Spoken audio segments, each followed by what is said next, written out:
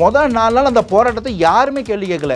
மேயரும் இருக்கிற கமிஷனரும் வேறு கேட் வழியாக வெஸ்ட் கேட் வழியாக உள்ளே வந்துட்டு போயிட்டு இருந்தாங்க. என்ன நினப்பு, இவங்களுக்கு டெய்லி 800 ரூபா சம்பளம், 3 நாள் 4 நாள் வேலைக்கு போகலன்னா இவங்களுக்கு சாப்பிட கூட காசு இருக்காது, வயிறு காஞ்சா வேலைக்கு வந்துடுவாங்கன்ற மெதப்பில் உட்காந்துருந்தாங்க. துப்புரவு பணியாளர்களுக்கு சரியான ஒரு ஆதரவு எல்லா கட்சி தலைவர்களும், அதாவது இப்போ திமுக அது இருக்கிறாங்கன்னா திமுகவுக்கு ஆப்போசிட்டாக இருக்க கட்சிகள் எல்லாருமே இந்த சமயத்தில் கரெக்டாக போய் அவங்களுக்காக இன்னும் போராடுறாங்க. விஜய் அவர்கள் வரலைன்னு ஒரு கோரிக்கை வைக்கிறாங்களே. ஆமாம் இல்லை, விஜய் சார் முதல்வர் ஆகிட்டார் இல்லை, நான் கூட மறந்துட்டேன் இல்லை, விஜய் சார் தான் இப்போ தமிழ்நாட்டு முதல்வர், அடுத்த முதல்வராகன்னு ஆசைப்படுறாருல. அவர் நினச்சா இன்னைக்கு போராட்டம் முடிஞ்சிடும். பாஜகவை சேர்ந்த தமிழிசை சவுந்தரராஜன் அவர்கள் சொல்கிறாங்க, விஜய் அவருக்கு போராட்டம் பண்ணால் கூட்டம் கூடிரும், கூட்டம் கூடினா தான் அரசியல் கட்சி தலைவர், ஏன் கூட்டம் கூடினா என்ன பயம் அப்படின்னு கேட்குறாங்க. முதல்ல தமிழிசை அக்காவுக்கு கூட்டம்னா என்னன்னு தெரியாது. அங்கேருந்து 200 மீட்டரில் ராஜீவ்காந்தி ஜெனரல் ஹாஸ்பிட்டல், அங்கேருந்து எத்தனை பக்கம் வெட்டரி ஹாஸ்பிட்டல்லேருந்து எல்லா ஆம்புலன்ஸும் போகிற ரோடு அது. அங்கே ஒரு கூட்டத்தை ஏற்படுத்தி 4 உயிர் போனோம், அதை ஒரு குற்றச்சாட்டாக மாற்றணும், அந்த கூட்டத்தில் 4 பேர் தள்ளுமுள்ளில் மாட்டணும். கொஞ்சமாச்சும் ஒரு மக்கள் மேலே அக்கறை இருக்கிற, இன்னும் சொல்ல போனால் கொஞ்சம் அறிவு இருக்கிற தலைவர் பேசுகிற பேச்சா இது. கோபி சுதா இருக்கிற தைரியம் கூட விஜய் அவர்களுக்கு இல்லையே. சார் எல்லாத்தையும் உங்கள்கிட்ட சொல்லணும். உங்களுக்கு ஒரு கேள்வி இருந்தால் நீங்கள் கேளுங்க. நீங்கள் வந்து என்ன சொல்கிறீங்கன்னா, உங்களை பற்றி சொல்லுங்கள் அப்படின்னு சொல்லிட்டு, நான் பிறந்த 1990 2025 வரைக்கும் இருக்கிற மொத்தத்தையும் சொல்ல முடியாது. உங்களுக்கு என்ன வேணும்னு சொல்லுங்கள், அதுக்கு எங்களுக்கு தெரிஞ்சது நாங்கள் பதில் சொல்கிறோம், தீர்வு சொல்கிறோம். மாற்றம்ன்றது அந்த அரியணையில் உட்காந்து ஆணையிடும் இடத்துக்கு ஒருத்தர் வரும்போது தான் அவங்களால அந்த மாற்றத்தை கொண்டு வர முடியும். என் கேள்விக்கு முதல்ல பதில் சொல்ல விடுங்க பாஸ். உங்களுக்கு பதில் கேள்வி வந்துகிட்டே இருக்கும், என் பதில் எப்போ கேட்பீங்க? இல்லாட்டி எல்லாத்தையும் எழுதி அனுப்புங்க, பதில் வாட்ஸ்அப்ல அனுப்புறேன். கூட்டம் கூட்டம் கூட்டம் கூட்டம் இல்லாதவனுக்கு தாங்க கூட்டத்தை காட்ட வேண்டிய கட்டாயம் இருக்குது. அவர் வந்தா என்ன கூட்டம்னு எல்லாருக்கும் தெரியும், எதிரிக்கும் தெரியும். என்னத்துக்கு கூட்டத்தை காட்டணும்? இங்க தீர்வு தானே வேணும். விஜய் சார் சந்திக்கவே இல்லைங்க. நீங்க சொல்ற மாதிரி அவர் பனையூர்லயே இருந்தா 2026 ஜெயிச்சிட முடியுமா?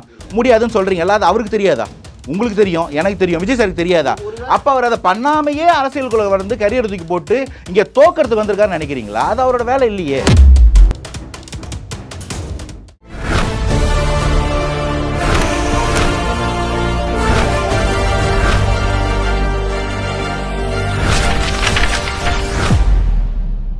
பிரைம் 9 தமிழ் நேயர்கள் அனைவருக்கும் வணக்கம். இன்றைய நேர்காணல் நம்முடன் இணைந்திருப்போர் தாவேகாவின் ஆதரவாளர் திரு அனந்தஜித் அவர்கள். பிரதர் வணக்கம். வணக்கம். தாவேகா முதல் மாநாடு, இப்போ 2வது மாநாடு தயாராக இருக்கிறாங்க. ஆனால் போராட்டம் சொன்னால் ஒரு அடி பின்னாடி வந்துடுறாங்களோ அப்படின்ற ஒரு கேள்வி இருக்குது. பனையூர்லேயே போராட்டம், பனையூர்லேயே நிகழ்ச்சிகள், பனையூர் பண்ணையார் அப்படின்ற மாதிரி ஒரு சில பேர் ட்ரோல் பண்ணுறாங்களே. பனையூருக்கும் விஜய்க்கும் என்ன சம்பந்தம்? இல்லை எல்லாருமே ஏன் பனையூரில் போகணும்? நாளைக்கு வாக்களிக்கிறவங்களும் பனையூரில் தான் போய் ஓட்டுலாம் கேட்பீங்களா? பனையூரில் ஓட்டு இருக்கவங்க பனையூரில் தான் ஓட்டு போட போகிறாங்க. விஜய்க்கும் பனையூருக்கும் என்ன சம்மந்தம்னா, அவர் வீடு அங்கே இருக்குது, ஆஃபீஸ் அங்கே இருக்குது. பனையூரில் அவர் இருக்கிறதுல உங்களுக்கு என்ன பிரச்சனை? இல்லை, போராட்டம் பனையூரில் தான் நடக்குது அப்படின்றோம். இல்லையே, போராட்டம் ஆர்ப்பாட்டம் இங்கே சிவானந்த சாலையில் நடந்துச்சு. ஆனால் சாலைக்கு விஜய் வரல. சாலைக்கு வராமல் இருந்தாரா? நீங்களே அந்த போராட்டத்தை பற்றி பேசுனீங்களேங்க, லாக்அப் டெத் விஷயமா சிவானந்த சாலையில் ஒரு போராட்டம். இப்போ கடைசியாக ரிப்பன் பில்டிங்கில் ஒரு போராட்டம் நடக்குது. துப்புரவு பணியாளர்களுக்கு சரியான ஒரு ஆதரவு எல்லா கட்சி தலைவர்களும், அதாவது இப்போ திமுக அது இருக்கிறாங்கன்னா திமுகவுக்கு ஆப்போசிட்டாக இருக்க கட்சிகள் எல்லாருமே இந்த சமயத்தில் கரெக்டாக போய் அவங்களுக்காக இன்னும் போராடுறாங்க. விஜய் அவர்கள் வரலைன்னு ஒரு கோரிக்கை வைக்கிறாங்களே. ஆமாம் இல்லை, விஜய் சார் முதல்வர் ஆகிட்டார் இல்லை, நான் கூட மறந்துட்டேன் இல்லை, விஜய் சார் தான் இப்போ தமிழ்நாட்டு முதல்வர், அடுத்த முதல்வராகன்னு ஆசைப்படுறாருல. அவர் நினச்சா இன்னைக்கு போராட்டம் முடிஞ்சிடும். அதான் சொல்கிறேன், அடுத்த முதல்வராக நான் வரேன். முதல்ல வந்து விஜய் சார் வந்து பனையூரில் ஏன் அவங்கள சந்திச்சாருன்றதுக்கு சர்க்காஸ்டிக்காக நான் போகலாம், பட் நான் பதில் இருக்குன்றதால பதில் சொல்ல வேண்டிய கடமை இருக்குது. அவர் ஆக்சுவலி அங்கே வர்றதா தான் பேச்சு. அங்கே போராட்டத்துக்கு நீங்கள் வர வேணான்னு சொன்னதே அந்த போராட்ட குழுவோட அவர் அட்வொகேட் நினைக்கிறேன், அவர் தான் அவங்க எல்லாரும் ஆர்கனைஸ் பண்ணியிருக்காரு. அவர் சொன்னது ஏன்னா, இந்த இடத்துக்கு நீங்கள் வரும்போது என்ன ஒரு க்ரௌட் மொபிலைஸ் ஆகணும் எங்களுக்கு தெரியும். அப்படி ஆச்சுன்னா இந்த போராட்டத்தை இவங்க என்ன பண்ணுவாங்க, இது எப்படி இதை உலட்டி விடுவாங்க. அதாவது திமுகவோட இன்றைக்கி ஒரே என்ன நிலைப்பாடாக இருக்குதுன்னா, எப்படியாச்சும் இந்த ரிப்பன் பில்டிங் வாசலேருந்து உங்களுக்கு எழுப்பிடுறோம். நீங்கள் வந்து அமைச்சர் போய் பேசும்போதே சொல்லியிருப்பார், இப்போ கலைஞ்சிருங்க, நம்ம எல்லாத்தையும் பண்ணிடலாம், இல்லாட்டி அப்புறம் போராட்டம் பண்ணிக்கங்கன்னு. மெரினால ஜல்லிக்கட்டுக்கு உட்கார்ந்ததுக்கு அப்புறம் என்னைக்காவது எந்த போராட்டத்துக்காக பெர்மிஷன் கிடச்சிருக்குங்களா? இதுக்கப்புறம் ஜல்லிக்கட்டு தான் இல்லை, எந்த போராட்டமாக இருந்தாலும் மெரினா பக்கம் கூட யாரும் வரக்கூடாதுன்றதுக்காக தான் தூக்கிட்டு வேறு இடத்துல போராட்ட காலத்தை மாற்றினாங்க. ஏன்னா ஒரு வாட்டி மெரினால கூட்டம் எப்படி கூடிச்சுன்னு அவங்க பார்த்துட்டாங்க. அதே போல் இன்றைக்கி இந்த இடத்த விட்டு இவங்களை அப்ரூவ் படுத்திட்டோம்னா திரும்ப இந்த பக்கம் யாரும் வராத அளவுக்கு பார்த்துக்கலாம். ஏன்னா பேசிக்காக சொன்னால் இது ஒரு இன்டெலிஜென்ஸ் ஃபெயிலியர். அவங்களால வந்து இந்த உழவை பார்க்க முடியல, இந்த மக்கள் வந்து இந்த போராட்டத்துக்கு இந்த இடத்த சூஸ் பண்ணிக்காங்க கண்டுபிடிக்க முடியல. வழக்கம் போல் எல்லாத்தையும் கோட்டை விட்ட மாதிரி இதையும் கோட்டை விட்டாங்க, மக்கள் வந்து உட்காந்துட்டாங்க. இன்றைக்கி அவங்கள அடித்து அனுப்புறதா இல்லை இது வந்து சமாதானம் பேசுறது பண்ணி அவங்க கேட்குறத கொடுக்குறதான்னு பெரிய டயலமாவில் இருக்குது. கொடுக்கக்கூடாதுன்றதுல பெரிய ஒரு ப்ராஃபிட் அவங்களுக்கு இருக்குது. எல்லாத்தையும் தாண்டி எப்படியாச்சும் இவங்களை இங்கே வந்து எழுப்பிட்டோம்னா, ஏன்னா சென்ட்ரல் பாரிஸு எல்லாத்துக்கும் அதுதான் மெயினான இடம் போது அங்கே அவங்களை எழுப்பிடுறது தான் அவங்களோட முக்கியமான எண்ணமாக இருக்குது. இல்லைன்றது தமிழ்நாட்டோட ஒரு அடையாளமாக வருது. சென்னையோட அடையாளத்துலேருந்து இவங்களை எழுப்பிட்டா இது போதும். ஏன்னா அவங்க கார்பரேஷன் ஒர்க்கர்ஸ், கார்பரேஷன் கிட்ட ஒரு போராட்டம் பண்ணுறாங்க. ரிப்பன் பில்டிங் வாசலில் போராட்டம் பண்ணுறது எவ்வளோ ஆரோக்கியம். முதல் 4 நாள் அந்த போராட்டத்தை யாருமே கேள்வி கேட்கல. மேயரும் இருக்கிற கமிஷனரும் வேறு கேட் வழியாக, வெஸ்ட் கேட் வழியாக உள்ளே வந்துட்டு போயிட்டு இருந்தாங்க. என்ன நினப்பு, இவங்களுக்கு டெய்லி 800 ரூபா சம்பளம், 3 நாள் 4 நாள் வேலைக்கு போகலன்னா இவங்களுக்கு சாப்பிட கூட காசு இருக்காது, வயிறு காஞ்சா வேலைக்கு வந்துடுவாங்கன்ற மெதப்பில் உட்காந்துருந்தாங்க. 4வது நாள் அதனால தான் ஸ்டேட்மெண்ட் கொடுக்குறாங்க, 3000 ரூபா ஊக்கத்தொகை கொடுக்குறோம், போய் ராம்கேல சேருங்க அப்படின்னு. எது இந்த 3000 ரூபா கணக்கு? இந்த 4 நாள் சம்பளம் இல்லைன்னு கஷ்டப்பட்டல, நான் பெரிய மனசு பண்ணி அதையும் தரேன் போ. இது எவ்வளோ பெரிய ஒரு பண்ணையார் மனநிலை நீங்களே யோசிச்சு பாருங்க. வேலையை கெடுப்போம், வருமானத்தை ஒரு துப்புரவு பணியாளருங்க, அவங்க என்னங்க சம்பாதிச்சு கொண்டு போயிட்டு பங்களா கட்ட போகிறாங்களா இல்லை ரோல்ஸ் ராய்ஸ் கார் வாங்க போகிறாங்களா? பசிக்கு சாப்பிட்றதுக்கு வாழ்க்கைக்கு தான் அவங்க வருமானம் பத்தும். யாருமே செய்ய முடியாத வேலையை அந்த மக்களுக்காக செய்கிறவங்களுக்கு இப்படி ஒரு நெருக்கடியை கொடுத்து இன்னைக்கு வரைக்கும் முதல்வர் பின்னாடி பேனரில் இருக்கிறாரு. இன்னைக்கு சென்னையில் தான் எல்லா ஈவெண்ட் பண்ணுறாரு. ஆனால் அவங்கள போய் பார்க்க வேண்டிய அமைச்சர் திரு கே நேரு பார்க்கல. எதுக்கு அறநிலையத்துறை அமைச்சர் வந்து பார்த்துக்கிட்டு இருக்காரு? என்ன பேச்சுவார்த்தை நடத்திருக்கீங்க? அவங்களுக்கு என்ன வாக்கு கொடுத்துருக்கீங்க? எதுவுமே தெரியாது. இவங்க போராட்டம் அமைதியான நிலைமையில இவங்களுடைய எதிர்ப்பை வெளிக்காட்டி அங்கே உட்காந்துருக்காங்க. இப்போ என்னமாவது பண்ணி அங்கே ஒரு கூட்டத்தை காமிச்சிட்டோம்னா இதை காரணம் காட்டி இவங்களை அடித்து அப்புறப்படுத்தி ஜல்லிக்கட்டு மாதிரியே ஒன்றத்தை பண்ணி உங்களை துரத்திட்டு 10 நாள் கோவமாக இருப்பாங்க எல்லாரும். அதுக்கப்புறம் மறந்துடுவோம் இல்லைங்களா? அதுதான் இங்கே தேசிய வேதம் இருக்குது. அதுக்காக அவங்க பிளான் பண்ணுறாங்க. அதனால் சார் நாங்கள் வரோன்னு சொல்லி கேட்டதே அந்த துப்புரவு பணியாளர்கள் தான். நாங்கள் வந்து உங்களை பார்க்குறோம், நாங்கள் ஒரு டெலிகேஷன் வரோம், உங்கள்கிட்ட பேசுகிறோம், தேவைப்பட்டால் நீங்கள் எப்போ வேணால் வாங்கினார். அதை தான் அவர் அங்கே கமிட் பண்ண கொடுத்தாரு. சரி நீங்கள் கேட்டீங்க, நான் இங்கே வர வச்சுட்டேன், பேசிட்டேன், உங்கள் எல்லா ப்ராப்ளம் தெரிஞ்சுக்கிட்டேன், நாளைக்கு நம்ம ஆட்சிக்கு வர வாய்ப்பு இருந்தால் கண்டிப்பாக மாற்றுவோம். இன்றைக்கி தேவைன்னா சொல்லுங்கள், நான் அடுத்த நிமிஷம் அங்கே இருக்கிறேன். இந்த வாக்குறுதியை கொடுத்து இதை அந்த மக்கள் கேட்டதுக்காக செயல்படுறாரு. இப்போ நீங்கள் எப்படி திமுக ஆதரவாக யோசிப்பீங்க? எப்படியே விஜய் சார் வந்துட்டாருன்னு ஒரு க்ரௌடு மொபைலைஸ் ஆகிடும். ஏன்னா எல்லாரும் வந்தாங்க, க்ரௌடு மொபைலைஸ் ஆகாது. அவங்க ஆதரவு தெரிவித்தாங்க. விஜய் சார் வந்தால் ஒரு க்ரௌடை காமிச்சு அதனால் இந்த கூட்டத்தை அப்புறப்படுத்துறதுக்காக திமுக ஒரு அஜெண்டா வச்சிருந்தா அதுக்கு நீங்கள் ஒர்க் பண்ணலாம், நான் ஏன் ஒர்க் பண்ணணும்? பாஜகவை சேர்ந்த தமிழிசை சவுந்தரராஜன் அவர்கள் சொல்கிறாங்க, விஜய் அவருக்கு போராட்டம் பண்ணால் கூட்டம் கூடிரும் கூட்டம் கூடினா தான் அரசியல் கட்சி தலைவர், ஏன் கூட்டம் கூடினா என்ன பயம் அப்படின்னு கேட்குறாங்க. இப்போ அவங்க பாஜகலேருந்து ஒரு நோக்கத்தில் கேட்குறாங்க, ஏன் உங்களுக்கு கூட்டம் கூடுறதுல என்ன, உங்களுக்கு என்ன பிரச்சனை? முதல்ல தமிழிசை அக்காக்கு கூட்டம்னா என்னன்னு தெரியாது. அவங்க பார்க்குற கூட்டம்லாம் எப்படி இருக்கும், எண் மக்கள்னு ஒன்று பண்ணாங்க. அந்த கூட்டம் எப்படி இருந்ததுன்னு கூட நான் பர்சனலாக பார்த்துருக்கேன். ஒரு தெருவில் 300 பேர் சுற்றி நின்றுக்கிட்டு அப்படியே செல்ஃபி எடுத்துகிட்டு போவாங்க. ஆனால் ஒரிஜினல் கூட்டம்னா என்னன்னு தெரியாது. அந்த கூட்டத்தை பார்த்தீங்கன்னா அங்கே எவ்வளோ சட்ட ஒழுங்கு பிரச்சனை ஏற்படும், எத்தனை பேரோட வாழ்க்கை பாதிக்கும். அங்கேருந்து 200 மீட்டரில் ராஜீவ்காந்தி ஜெனரல் ஹாஸ்பிட்டல், அங்கேருந்து எத்தனை பக்கம் வெட்டரி ஹாஸ்பிட்டல்லேருந்து எல்லா ஆம்புலன்ஸும் போகிற ரோடு அது. அங்கே ஒரு கூட்டத்தை ஏற்படுத்தி 4 உயிர் போனோம், அதை ஒரு குற்றச்சாட்டாக மாற்றணும். அந்த கூட்டத்தில் 4 பேர் தள்ளுமுள்ளில் மாட்டணும். கொஞ்சமாச்சும் ஒரு மக்கள் மேலே அக்கறை இருக்கிற, இன்னும் சொல்ல போனால் கொஞ்சம் அறிவு இருக்கிற தலைவர் பேசுகிற பேச்சா இது? கூட்டத்தை கூட்டத்துக்காக இங்கே அரசியல் பண்ணுறோம். இங்கே என்ன இது, என்ன மாப் லிஞ்சிங் பாலிடிக்ஸா? இது ஒரு டெமோக்ராட்டிக் பாலிடிக்ஸ். இங்கே மக்களுக்கு தெரியும் என்னைக்கு எதை மாற்றணும், எப்படி பண்ணணும்னு. மக்களை அசௌகரியப்படுத்தி இங்கே பிளான் அண்ட் ஆர்டரில் ப்ராப்ளத்தை கிரியேட் பண்ணி அரசாங்கத்துக்கு ஒரு இருக்கடி கொடுத்து யாரோ 4 பேருக்கு எதாகணும். எல்லாரோட அரசியல் எப்படி இருக்குன்னா, என்னமாவது பண்ணி ஒரு ஸ்டேட்மெண்ட் கொடுத்து அதன் மூலமாக இன்னும் 2 பேர் வெட்டிக்க மாட்டானா? எங்கேயாவது ஒரு கூட்டத்தை கூட்டி அது மூலம் 4 பேர் நசுங்க மாட்டானா? கூட்டம் கூட்டம் கூட்டம் கூட்டம் இல்லாதவனுக்கு தாங்க கூட்டத்தை காட்ட வேண்டிய கட்டாயம் இருக்குது. அவர் வந்தால் என்ன கூட்டம்னு எல்லாருக்கும் தெரியும், எதிரிக்கும் தெரியும். என்னத்துக்கு கூட்டத்தை காட்டணும்? இங்கே தீர்வு தானே வேணும். எப்போ வருவாருன்றது இங்கே கேள்வியாக இருக்குது. எப்போ வருவாருன்னா உங்களுக்கு எதுக்கு வரணுன்ற சொல்லுங்க, எப்போ வருவாருன்னு நான் சொல்கிறேன். ஏன்னா கவின் வீட்டுக்கு போவாருன்னு நீங்கள் தான் இங்கே நிறைய ஒரு நேர்காணல் ஆல்ரெடி பேசுகிறீங்க. கண்டிப்பாக தளபதி கவின் வீட்டுக்கு போவார் அப்படின்னு. அந்த சம்பவமே முடிஞ்சிருச்சு. இப்போ வரைக்கும் கவின் வீட்டுக்கு அவர் போகல. when you come to Cavin's issue, அது வந்து 2 சமூக பிரச்சனை. அந்த 2 சமூகத்துலேயும் வந்து பார்த்தீங்கன்னா பல பேர் அந்த ஜாதியில் இருக்கிறாங்க. அது நீங்கள் வந்து பாதிக்கப்பட்டவங்க ஜாதியாக இருந்தாலும் சரி, இல்லை குற்றம் சாட்டப்பட்ட ஜாதியாக இருந்தாலும் சரி. இப்போ அந்த 2 ஜாதியில் ஏதோ ஒரு ஸ்டேட் சைடு அவங்க எடுக்கிறாங்கன்னு வச்சுக்கோங்க. கவின் வீட்டுக்கு போக வேண்டாம், போகக்கூடாதுன்னு நான் சொல்லலை. கண்டிப்பாக அவர் போகணும், அதுதான் என்னோட நிலைப்பாடு. இன்றைக்கி அந்த சிச்சுவேஷன் எப்படி இருக்குன்னா, அது வந்து ஒரு ஹாட் கேக். இன்றைக்கி நீங்கள் அதுக்கு ஒரு ஸ்டேட்மெண்ட்டோ ஒரு நிலைப்பாடோ எடுக்கும்போது மோரோவர் அது ஒரு க்ரைம், ஒரு பர்சனலான ஒரு ஆளோட க்ரைம். ஒரு சமூகமே ஒன்று சேர்ந்து ஒருத்தரை கொல்ல சொல்கிறதோ, இல்லை ஒரு சமூகமே சேர்ந்து ஒருத்தரை ஏமாற்ற சொன்னதோ இல்லை. அது 2 தனிப்பட்ட பேருக்கு நடுவில் இருக்கக்கூடிய ஒரு பிரச்சனை. இப்போ இந்த பிரச்சனைக்குள்ளே நம்ம ஒரு ஸ்டேட்மெண்ட் கொடுக்குறோம். ஒரு சாரார குற்றம் சாட்டப்பட்டவரோட சமூகத்தை நீங்கள் வந்து குற்றம் சொல்கிறதா இருந்தால் என்ன ஆகும்னா, ஜாதி வேண்டாம், இல்லை ஜாதியோட ஆணவம் வேண்டாம்னு சொல்கிறோம், அந்த ஜாதியிலையும் இருப்பான். இந்த ஜாதியெல்லாம் எதுவுமே இல்லை, நான் உழைச்சி நான் மேலே வந்தேன்னு சொல்கிற கவின் மாதிரி மக்கள் இந்த சமூகத்திலே இருப்பாங்க. இந்த சமூகத்து மக்களுக்குள்ள ஒரு பிரச்சனை. ஏன்னா அங்கேயும் 4 பேர் கலவரம் பண்ணுறதுக்கு இருப்பான், அந்த அக்யூஸ்ட் அங்கே தான் இருப்பான், நல்லவன் கெட்டவனும் எல்லா இடத்துலையும் இருப்பான். இப்போ நீங்கள் இந்த மாதிரி ஒரு ஸ்டேட்மெண்ட் கொடுத்து இது ஒரு தப்பாக புரிஞ்சுக்கிட்டு அந்த இடத்துல ஒரு பிரச்சனை ஆச்சுன்னா இதனால் ஒரு அமைதியோ இல்லை யாரோ ஒருத்தருக்கு ஒரு பாதிப்பு ஏற்படும்னா இது வந்து ஒரு தலைவரோட வேலை கிடையாது. இந்த மாதிரி அரசியல் பண்ணுறவங்களுக்கு பேர் தான் ஃப்ரிஞ்சு பாலிடிக்ஸ்னு சொல்லுவாங்க. எங்கெங்கெல்லாம் வந்து பொறின நெருப்பு இருக்கோ அங்கெல்லாம் போயிட்டு எண்ணெயை ஊற்றி நெய்யை ஊற்றி கலரி அதை எப்படியாவது கொளுத்து பார்ப்பானுங்க. அந்த அரசியல் விஜய் சாரோட அரசியல் கிடையாது. இங்கே இந்த ஆணவ கொலைக்கு என்னங்க வழி, என்ன தீர்வு? ஃபர்ஸ்ட் ஆஃப் ஆல் ஆணவ கொலை தடுப்பு சட்டம்னு ஒன்று வரணும். அது கூட விஜய் சார் சொல்லலை. விஜய் சார் நான் உங்களுக்கு சொல்கிறேங்க, நான் உங்களுக்கு சொல்கிறேன், ஆணவ கொலை தடுப்பு சட்டம்னு ஒன்று வரணும். இந்த ஆணவ கொலை தடுப்பு சட்டத்துக்கு போடுறதுக்கு 1967 வழி இருந்தது. ஏன்னா 1967 வரைக்கும் பண்ணையார்கள் கட்சி ஆண்டாங்க நீங்கள். அதுக்கப்புறம் வந்தவங்க வந்து இங்கே இருக்கக்கூடிய எல்லா மக்களுக்குமானவங்க தானே, எல்லாரையும் சமமாக பார்க்குற சமூக நீதி கட்சி தானே. 75 வருஷமாக அவங்களுக்கு அந்த எண்ணம் வரலை. 50 வருஷமாக இருந்து 30 வருஷமாக ஆண்டு அதிமுக அந்த எண்ணம் வரல. இந்த ஹானர் கில்லிங்கிறது இந்தியா ஃபுல்லாக இருக்கிற பிரச்சனை. இந்தியா ஃபுல்லாக இந்த ஜாதி கருமாந்திரம் இருக்குது, அது எல்லா இடத்துலையும் பிரச்சனையாக இருக்குது. எல்லா ஊர்லேயும் 4 பேரை கொண்டுக்கிட்டு தான் இருக்காங்க. மத்தியில் ஆண்ட காங்கிரஸுக்கோ பாஜகக்கோ அந்த எண்ணம் வரல.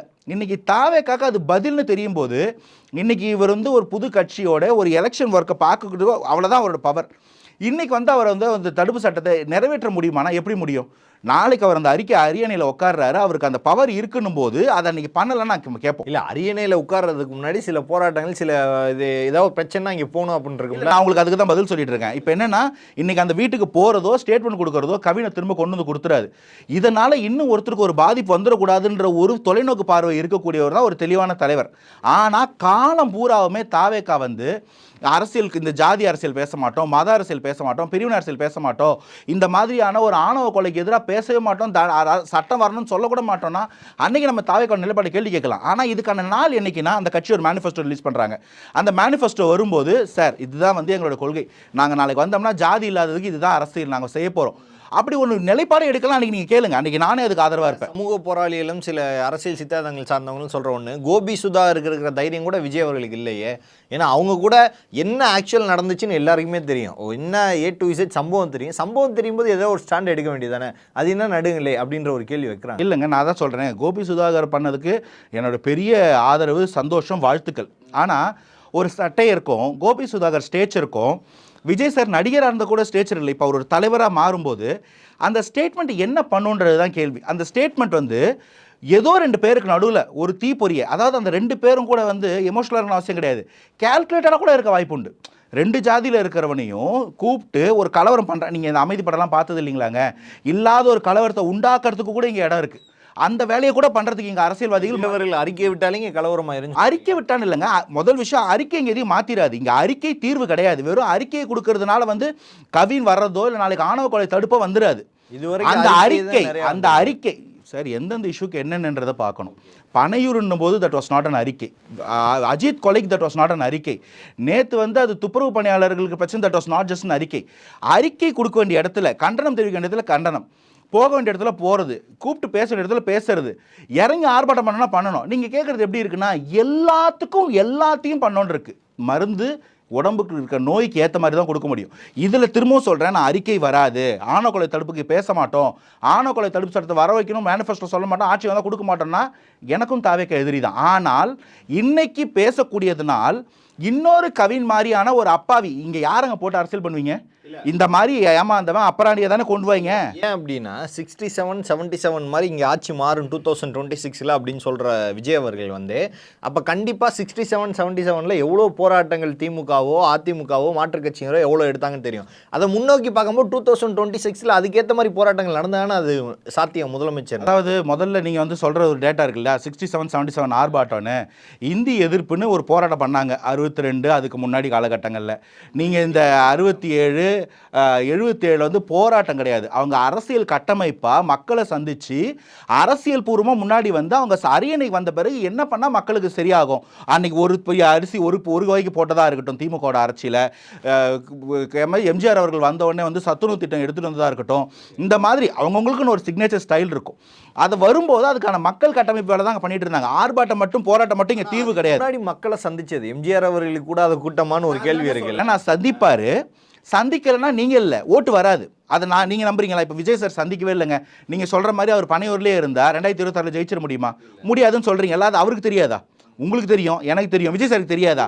அப்ப அவர் அதை பண்ணாமையே அரசியலுக்குள்ள வந்து கரியர் தூக்கி போட்டு இங்க தோக்கிறதுக்கு வந்திருக்காருன்னு நினைக்கிறீங்களா? அது அவரோட வேலை இல்லையே. ஒருவேளை கடைசி நேர பாலிடிக்ஸ் எப்போதுமே எலெக்ஷன் டைமில் இப்போ ஜெயலலிதா அவர்களை சொல்லுவாங்க 2009 அந்த கடைசி நேரத்தில் அந்த பிரச்சாரம் எடுத்துகிட்டு கிளம்புனாங்க, அந்த ஒரு 3 to 6 மாதத்தில் எலெக்ஷனே மாறிடுச்சு அப்படின்னு சொல்லுவாங்க. அது மாதிரி இந்த கடைசி நேர பாலிடிக்ஸ் அந்த கடைசி ஒரு 3 மாதம் பார்த்துக்கலாம் 4 மாதம் பார்த்துக்கலான்னு இருக்கிறாங்களோ. அதாவது திமுக 4 வருஷம் ஆட்சியில் இருந்துட்டு சொன்ன முக்காவாசி வாக்குறுதியை நிறைவேற்றாம 98% நிறைவேற்றிடும். அதுக்காக திமுக தோப்பாங்கன்னு வச்சுங்களேன். அதெல்லாம் விட்டுட்டு இந்த கடைசி 6 மாதம் தான் வீடு தேடி ரேஷன் வருது, எல்லாருக்கும் வந்து அந்த ஹெல்த் கார்டு கொடுக்குறாங்க, உரிமை தொகை கொடுக்காதவங்களுக்கெல்லாம் கொடுக்குறாங்க. அதுதான் நீங்கள் சொல்கிற அந்த கடைசி நேர பாலிடிக்ஸ். இவங்க வந்ததே இப்போ தான். வந்ததுலேருந்து படிப்படியாக ஒரு பக்கம் கட்சி பண்ணியும் ஒரு பக்கம் மக்களுக்காக என்னென்ன பண்ணணுமோ என்னென்ன பிரச்சனைலாம் இருக்குது அதுக்கு என்ன தீர்வுன்னு அட்ரஸ் பண்ணிக்கிட்டே வந்துக்கிட்டு இருக்காங்க. இன்னைக்கு வெறும் அவர் மக்களை சந்திப்பார், மக்களை சந்திக்கணுங்க. இதுவரைக்கும் என்னென்ன பிரச்சனைக்கு தீர்வு கண்டுபிடிச்சாங்க? தீர்வு கண்டுபிடிக்க வேண்டியது ஆளுங்கட்சியோட வேலை. நீங்கள் தானுங்க சொன்னீங்க இந்த பிரச்சனை அட்ரஸ் பண்ணி அதுக்கான தீர்வை கண்டுபிடிச்சு ஒரு வயபிள் சொல்யூஷன் எடுத்து வச்சிருக்காங்க. பரந்தூருக்கு ஒரு வயபிள் சொல்யூஷன் எடுத்து வச்சிருக்காங்க. இன்னைக்கு அதை சொன்னா அது நாளைக்கு நடக்க முடியாத அளவுக்கு என்ன பண்ணுமோ அதை பண்ணி வச்சிருவாங்க. ஓப்பனா சொல்றேன், உங்களுக்கு அவ்வளவுதான் ஹிண்ட் சொல்ல முடியும். நான் அதுக்கு மேல எக்ஸ்போஸ் பண்ண முடியாது. இப்போ ஒரு எக்ஸாம்பிள் சொல்றேன். பரந்தூருக்கு ஒரு வயபிள் சொல்யூஷன் தாவேகா கிட்ட இருக்கு. இன்னைக்கு அந்த சொல்யூஷனை வயபிளா இருக்கிறத வெளியில சொல்லணும்னு வச்சுக்கோங்களேன், இந்த வயபிள் சொல்யூஷன் அன்வயபிளா போறதுக்கு என்ன பண்ணுமோ அதை பண்ணிடுவாங்க. அப்போ இதை வந்து அது வரைக்கும் போராட்ட காலத்தை வந்து உயிரோட்டத்தோட வச்சுக்கிட்டு நாளைக்கு பவருக்கு வர்ற வாய்ப்பு இருந்தால் வந்து அன்னைக்கு இதை இம்ப்ளிமெண்ட் பண்ணுறது புத்திசாலியோட வேலையா? இன்னைக்கு மேடை போட்டு மைக்கை போட்டு இதை சொல்லி இதையும் கெடுத்து விட்டு ஆப்ஷன் பி இல்லாத மாதிரி அந்த மக்களை கொண்டு போய் நிப்பாட்டுறது ஒரு தலைவரோட வேலையா? நாம் தமிழர் இருக்கிறாங்க, 8 வழிச்சாலை போராட்டம் நடத்தினாங்க, அது மாதிரி இங்கிட்டு நிறுத்திட்டாங்க, 8 வழிச்சாலை நிறுத்திட்டாங்க. இல்லை அதான் நான் சொல்கிறேன், ஃபர்ஸ்ட்லேருந்து வர்றேன். இப்போ 8 வழிச்சாலை போராட்டம் நடத்தினாங்க, அது மாதிரி கேஸ் போட்டிருக்காங்க. இப்போ கடைசியாக அந்த பரந்தூர் விமான நிலையத்தை கேஸ் போட்டிருக்காங்க. இது மாதிரி அவங்க வந்து ஒரு லிஸ்ட் எடுத்தாங்கன்னா ஒரு எல்லாமே கேஸ் போட்டு முறைப்படி வாதாடி அதுக்கான சொல்யூஷன் ஓரளவு கொண்டு வந்துடுறாங்க. இப்போ அவங்க சைடு அவ்வளோ சொல்லும்போது உங்கள் சைடு வந்து மக்களை சந்திச்சா கூட்டம் கூடிரும். இல்லை இதையே சொல்லிட்டு இருக்கிறீங்களே, இதை தாண்டி என்ன பண்ணீங்க அப்படின்றத ஒரு இல்லை. நான் முதல் கேள்வி எனக்கு ஒரு டவுட்டு. இப்போ வந்து சீமானோட போராட்ட குணத்தில் எனக்கு எல்லளவும் சந்தேகம் இல்லை. இந்த போராட்டங்கள் என்ன பண்ணுச்சு? இந்த 15 வருஷ போராட்டங்கள், அதுவும் அவர் போராட்டத்தை ஆரம்பித்தது எந்த இடத்துல, எவ்வளோ இருங்க லெட் மீ கம்ப்ளீட், எவ்வளோ வழி தோய்ந்த ஒரு இடத்துலேருந்து அந்த போராட்டங்கள் ஆரம்பிச்சது நம்ம எல்லாருக்கும் நல்லா தெரியும். நம்மளால் மறக்கவே முடியாத ஒரு ஹிஸ்டாரிக்கல் ஈவெண்ட் அது. அந்த இடத்துலேருந்து ஆரம்பித்து இவ்வளோ போராட்டம் இவ்வளோ முன்னெடுத்தோம். இன்னைக்கு மாற்றத்துக்கு இன்னைக்கும் யாரோ ஒருத்தர் நம்பிட்டு இருக்க வேண்டிய நிலைமையில நாம் தமிழர் இருக்கா இல்லையா? இன்னைக்கு நீங்க என்ன எதிர்பார்க்குறீங்கன்னா திமுகவோட அதிமுகவும் மாறிடக்கூடாது, தாவேக்காவும் அதே மாதிரி ஒரு ஆர்ப்பாட்டம் போராட்டம்னு எனர்ஜியை பல இடத்துல ஸ்பிளிட் பண்ணிட்டு கரெக்டாக எதை கான்சென்ட்ரேட் பண்ணுமோ அதை பண்ண முடியாமல் போயிடுமோன்ற எதிர்பார்ப்பு. கான்சென்ட்ரேஷன் பண்ணுறீங்க சார், எல்லாத்தையும் உங்ககிட்ட சொல்லணும். உங்களுக்கு ஒரு கேள்வி இருந்தால் நீங்கள் கேளுங்க. நீங்கள் வந்து என்ன சொல்கிறீங்கன்னா உங்களை பற்றி சொல்லுங்க அப்படின்னு சொல்லிட்டு நான் பிறந்த 1990 2025 வரைக்கும் இருக்கிற மொத்தத்தையும் சொல்ல முடியாது. உங்களுக்கு என்ன வேணும்னு சொல்லுங்க, அதுக்கு எங்களுக்கு தெரிஞ்சது நாங்கள் பதில் சொல்கிறோம், தீர்வு சொல்கிறோம். எல்லாம் சொல்லுனா இது இன்டர்வியூவா இல்லை டாக்குமெண்ட்ரி அப்படி போயிடும். அதனால் உங்களுக்கு என்ன கேள்வி சொல்லுங்க, அதுக்கு நான் பதில் சொல்லிட்டு இருக்கேன். என்ன பண்ணீங்க சொல்லுங்க, என்ன பண்ணீங்க சொல்லுங்க. என்ன ஓப்பன் எண்டட் கொஸ்டின், யூபிஎஸ்சியா நீங்கள் இன்டர்வியூவர், அதுக்கேற்ற மாதிரி கேள்வி கேளுங்க, நான் பதில் சொல்லணும். அதுதான் கேள்வியாக கேட்குறேன். என்ன அப்படின்னா ஆட்சியை பிடிக்கன்னு நினைக்கிறேன். நீங்கள் இது வரைக்கும் ஏதாவது ஒன்று பண்ணியிருக்கணும். ஆட்சியை பிடிக்கணும்னு நினைக்கிறீங்க, அதாவது பிடிக்கன்னு தான் நினைக்கிறீங்க. ஆட்சியை என்னன்னு தெளிவாக சொல்லிடுறேன். ஆட்சியை பிடிக்கணுன்றது 2வது கட்டங்க. முதல்ல ஆட்சியில் இருக்கிறவங்க சரியா செயல்படணும், அதை மாத்துறதா முதல் நோக்கம். உங்களுக்கு இப்ப மாத்தக்கூடாதுன்ற பிரச்சனை. திமுக மாத்தன்னு இப்ப இல்ல ஒரே நிமிஷம். திமுகவோ அதிமுகவோ கடவுள் கேள்வி கேட்றாதீங்க, அவங்கள மாத்திராதீங்கன்ற நல்ல பாட்டுல இருக்கு. அதே திமுக ஏன் மாற்றா ஒருத்தன் தான் ஏன்ற கேள்வி வருதுன்னு நான் சொல்றேன். திமுக விமர்சனம் பண்ண நாம் தமிழர் சீமான் அவர்கள், நான் தான் உங்களுக்கு எக்ஸாம்பிள் சொன்னேன், பாஜகவை சொன்னேன், அதிமுகவை சொன்னேன், இந்த மாதிரி சொன்னேன். இந்த 3 கட்சிகள் யாரால முடிஞ்சது இல்லைங்க, அதான் சொல்ல வர்றேங்க. இவங்க 3 பேர் இவ்வளோ விமர்சனம் பண்ணுறாங்க, இவ்வளோ போராட்டங்கள் திமுகவுக்கு எதிராகவோ இல்லை ஆளுங்கட்சிக்கு எதிராகவோ நிறைய நடத்திட்டு இருக்கிறாங்கல்ல. இந்த வகையில் விஜய் அவர்கள் என்னென்ன போராட்டங்கள் பண்ணார், என்னென்ன இது பண்ணார், இப்போ நடக்கிற சம்பவங்கள்லாம் என்னென்ன பண்ணுறாருன்னு கேட்குறேன். உடனே அவங்க யார் ஆட்சியை பிடிச்சா அப்படின்னா சொல்லிட்டுங்களா, பதில் சொல்லட்டுங்களா? நீங்கள் சொன்னீங்க எல்லாரும். என்னுடைய பர்ஸ்பெக்டிவ் நான் சொல்கிறேன். என்னுடைய அரசியல் புரிதல்ல முதல்ல ஆட்சியை பிடிக்கிறதுன்றது ஒன்று இருக்கு இல்லைங்களா? நீங்கள் அதை எப்படி தெரியுமா மீன் பண்ணுறீங்க? என்னமோ ஒரு ப்ரைஸ் மணிக்காக ஓடுற ஒரு ரேஸ் மாதிரி சொல்கிறீங்க. இது அது இல்லை. இங்கே இருக்கக்கூடிய மக்களுடைய வாழ்வுக்கும் வாழ்வாதாரத்துக்கும் எதிர்காலத்துக்குமான அதிகாரம் அங்கே தான் இருக்குது. அந்த அதிகாரத்தை போய் ஒருத்தர் ரிஸ்க் எடுத்து தொட்டு பிடிக்கும்போது தான் அதுலேருந்து இங்கே மாற்றம் வரும். அதுதான் உங்களுக்கு முதல்ல நான் புரிய வைக்க ட்ரை பண்ணுறது. மாற்றம்ன்றது அந்த அரியணையில் உட்காந்து ஆணையிடும் இடத்துக்கு ஒருத்தர் வரும்போது தான் அவங்களால அந்த மாற்றத்தை கொண்டு வர முடியும். என் கேள்விக்கு முதல்ல பதில் சொல்ல விடுங்க பாஸ். உங்களுக்கு பதில் கேள்வி வந்துகிட்டே இருக்கும். என் பதில் எப்போ கேட்பீங்க? இல்லாட்டி எல்லாத்தையும் எழுதி அனுப்புங்க, பதில் வாட்ஸ்அப்பில் அனுப்புகிறேன். ஸோ அந்த பதில்ன்றது அந்த அதிகாரத்தை கையில் எடுக்கும் போது இங்கே மாற்றம் வரும். அங்கேருந்து தான் மாற்றம் தொடங்கும். இப்போ அந்த இடத்துக்கு போகிறத நீங்கள் ஆட்சியை கைப்பற்ற நினைக்கிறாங்க, ஆட்சியை பிடிக்க கபலீகரம் பண்ணுற மாதிரி நீங்கள் சொல்கிறீங்க. இது ஏதோ ஒரு தேசிய கட்சி எல்லா ஸ்டேட்டுக்குள்ளேயும் பின்வழியில் போயிட்டு ஆட்சியை பிடிக்கிற கதை அது இல்லை. இங்கே மக்கள் கூட நின்று மக்களுக்கு இவங்க எல்லாரும் போராட்டம் பண்ணுறாங்க, ஆர்ப்பாட்டம் பண்ணுறாங்க. இவங்க யார் அந்த மாற்று? இந்த எலெக்ஷனில் தாவேக்கா வர்ற வரைக்கும் நீங்களே உள்ள மனசாட்சி தொட்டு சொல்லுங்கள், எப்படி இருந்ததுங்க சிச்சுவேஷன்? திமுகக்கு எதிரில் கட்சி யாரும் கிடையாது, அன்அப்போஸ்டாக வருவாங்க. 200 திமுக இந்த வார்த்தைகளை எல்லாரும் உச்சரிச்சுட்டு இருந்தாங்களா இல்லையா? தாவேக்கா களமாடும் ஆரம்பிக்கிற வரைக்கும் இன்னைக்கு எவ்வளோ பெரிய மாறுதல். அதிமுகவுக்கு ஒரு ஸ்லைட் சான்ஸ் தெரியுது. தாவேக்கா அவங்க கூட போனால் ஜெயிச்சிருவாங்க. நாம் தமிழர் தாவேக்காவோட கை கொடுத்தா ஜெயிச்சிருவாங்க. தாவேக்கா பெரும் வாக்கு வங்கியோட மேலே ஏறி வந்துகிட்டு இருக்காங்க. இது எல்லாம் நான் வந்து உங்கள் ஒருத்தருக்காக இங்கே அரசியல் கிடையாது. இங்கே மக்களோட எண்ண ஓட்டம், அவங்க என்ன நினைக்கிறாங்க, அவங்களுக்கு என்ன சொல்லி புரிய வைக்கிறோம், எல்லாத்தையும் வாயிலையும் சொல்ல முடியாது. நிறைய மனசு புரிஞ்சிக்கும். இன்னைக்கு திமுகவால் மாற்ற முடியாத, இல்லை திமுகவால் கட்டவிழ்த்தப்படக்கூடிய பல அநீதிகள் இருந்தால் அதை ஆர்ப்பாட்டம் போராட்டத்தால் மட்டும் பாஜகவோ அதிமுகவோ நாம் தமிழோ சரி செய்ய முடியாவிட்டால் இதை யார் செய்கிறாங்களோ, சரி செய்யறதுனா என்னன்னா ஆட்சியிலிருந்து திமுகவை அப்புறப்படுத்துவது தான் நீங்கள் அஜெண்டா. அதை நோக்கி தாவேக்கா சென்று கொண்டு இருக்கும்போது நில்லு, இதை பாரு, நில்லு, அதை பாருனா வேலை அது, அதை முடிச்சா இதெல்லாம் சரியாயிடும்ன்ற. நீங்கள் ஒரு நியாயப்படி உண்மையிலே பேசுங்க. இப்போ திமுக நேரம் நான் அநியாயமாக போய் பேசிட்டு இருந்தேன். அப்படி இல்லை, நியாயப்படி உண்மையிலே மனசாட்சியத்தோடு சொல்லலை. இப்போ திமுக வந்து இவ்வளோ தப்புகள் பண்ணுது, ஆளும் கட்சியாக இருந்துட்டு இவ்வளோ விமர்சனங்கள், நிறைய விமர்சனங்கள் இருக்குன்னு வச்சுங்களேன். இப்போ இதுக்கு எதிராக மனநிலையில் இருக்கக்கூடிய மக்கள் என்ன நினைப்பாங்க? நமக்காக ஒரு தலைவன் களத்துக்கு வரணும், நமக்காக ஒரு தலைவன் வந்து இங்கே விளாட்னு நினைப்பாங்களா இல்லையா? இல்லை உங்களுக்கு தெரிஞ்சவங்களே சொல்லுங்கள், விஜய் அவர்கள் இப்படி பண்ணுற போராட்டத்தை விரும்புவாங்களா, இல்லை இறங்கி வந்து ஒரு போராட்டம் பண்ணால் எதை மக்கள் விரும்புவாங்க? நான் திரும்பவும் சொல்கிறேங்க, இது ஒரு ஓப்பன் எண்டட் கொஸ்டின். இந்த மாதிரி அப்படின்னா அதிமுகவோட திமுக ஆட்சியில் என்ன நடக்குதோ ஒவ்வொன்றுத்துக்கும் ஒரு குற்றத்துக்கும் இறங்கி வேலை செஞ்சுக்கிட்டு தான் இருக்கும். என் பிரச்சனை என்ன தெரியுமா? உங்களுக்கு மற்ற கட்சியெல்லாம் கட்சியாக பார்ப்பீங்க, தாவேக்காவை மட்டும் ஃபேன் கிளப்பாக விஜய் சார் வரணும், ஆடியோ லான்ச்சுக்கு விஜய் சார்லாம் எப்படிங்கிற மாதிரி இருக்கு. நீங்கள் கேட்கறது கட்சி வேலை செஞ்சுக்கிட்டு இருக்கு. களத்தில் இருக்க மக்கள் சொல்கிறாங்க, முதல் நாள்லேருந்தே தாவேக்கா என் கூட இருக்கு, விடிய விடிய எங்களுக்கு என்ன வேணுமோ பார்த்துக்கிறாங்க, எங்களுக்கு ஒரு பிரச்சனை வராமல் ஒரு லீகல் விங்கும் ஒரு இளைஞர் படி இங்கே உட்காந்துக்கிட்டு இருக்கிறாங்கன்றாங்க. உங்களுக்கு அது தாவேக்காவா தெரியாது. கவின் வீட்டுக்கு போயிட்டு வந்த தாவேக்காவா தெரியாது. தாவேக்கால ஆதவர்ஜுனா ரிப்போர்ட் ரிலீஸ் பண்ணால் அது உங்களுக்கு தெரியாது. எந்த போராட்டத்துக்கும் லீகல் விங்கோ ஐடி விங்கோ இறங்கி ஒர்க் பண்ண அது உங்களுக்கு தெரியாது.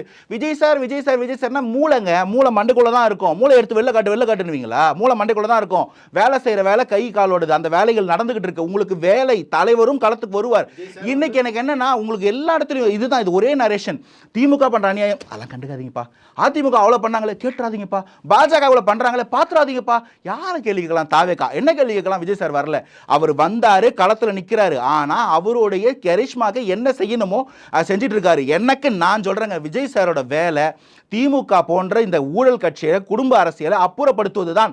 வேற யாராலையும் முடியாத அந்த வேலையை தாவேக்கா செய்யும்னா அது விஜய் சாரால் மட்டும்தான் முடியும். அந்த வேலையை அவர் செய்யும் போது, அந்த இடத்துல அப்பழுக்கில்லாத ஒருத்தர் வரும்போது நீங்க கேட்ட இந்த எல்லா பிரச்சனைக்கும் தீர்வு அதுதான் நான் நம்புறேன். அதை நோக்கி அவங்க பயணிக்கிறாங்க. அந்த பயணம் சிறப்பாகவே இருக்கு. மற்ற ஒவ்வொன்றுத்துக்கும் எஸ்ஐ பண்ண வேண்டிய வேலை விஜய் சார் பண்ணோம், கான்ஸ்டபிள் பண்ண வேண்டிய விஜய் சார் பண்ணோம். விஜய் சார் வந்து உங்க மூளை, அவர் வந்து நீங்க வந்து செயல்பாடுகள் பண்ணுவீங்க. நடக்குது. விஜய் சார் நிறைய செய்யறாரு. நான் உங்களுக்கு எல்லாத்தையும் சொல்லி ப்ரூவ் பண்ண வேண்டிய அவசியம் கிடையாது. ஆனா இது என்னோட நிலைப்பாடு. உங்களுக்கு இந்த பதிலே போதும்னு நினைக்கிறேன். பல்வேறு கேள்விகளுக்கு பதில் தமக்காக மிக்க நன்றி. Thanks for having me.